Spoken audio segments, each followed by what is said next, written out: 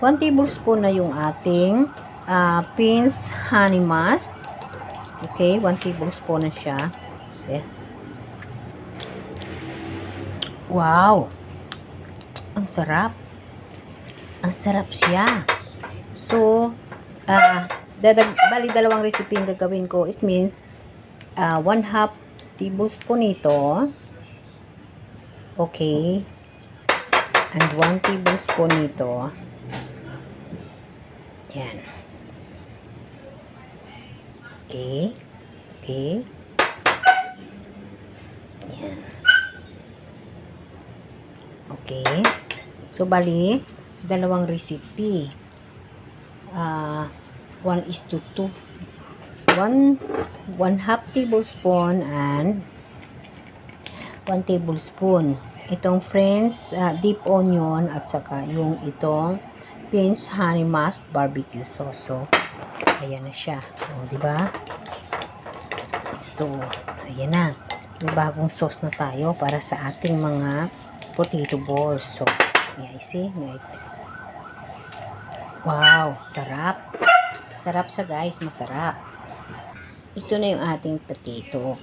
So, ganyanin ko siya. Ito na yung ating chicken na kasama ng ating salad at yung ating deep na dressing. Ayan o, a little frozen.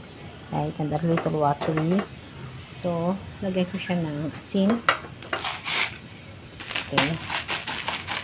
My guest, she don't know what I'm doing here. Kaya, surprise. Hindi nila alam kung ano ito. Kaya, i-surprise ko and then kung ano ang masasabi nila mamaya. This is a new recipe. Bali, ginawa ko lang ito. Kung anong mag-create ko na new recipe. So, ang chicken natin is a little frozen. Okay. I want to cook a little frozen. So, maybe too much. And then, I will use the little saggy. I try. Yes, yes. Okay. Balik natin siya. Titingnan natin kung anong masasabi. Ito na yung ating frozen chicken. So, sa high fire, kag mainit na grilling pan, i-pan-fry natin siya. Within 3 minutes, both sides.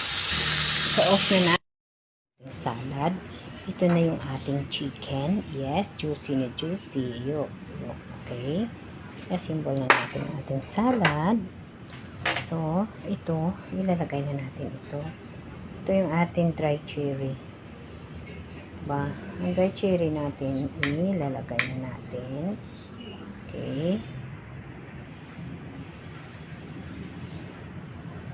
Okay. Yes. Okay. Yan. Yan. So, ilalagay ko yung dry cherry. Ako, favorite ko dry cherry.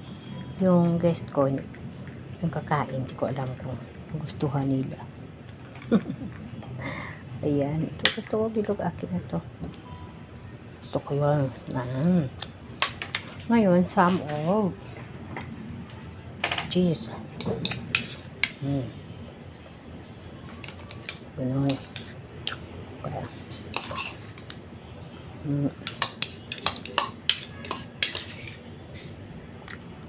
Okay. And then, yung chicken natin. Yes. Yan. Okay. It's a beautiful chicken. Ngayon, yung sauce na yan, sayang yan, di ba? Ilagay natin siya dito sa ating dressing. Yan, okay? Sayang yun. It's the original juice of chicken, okay? Yan. So, ngayon, ganyan natin siya. Yes, wala pa tayong pangalan nito kasi bagong recipe ito. Okay. And then, ang partner niya is ito na. Okay. Yes. So nice. Yeah. Thank you for watching. God bless everyone. Thank you so much.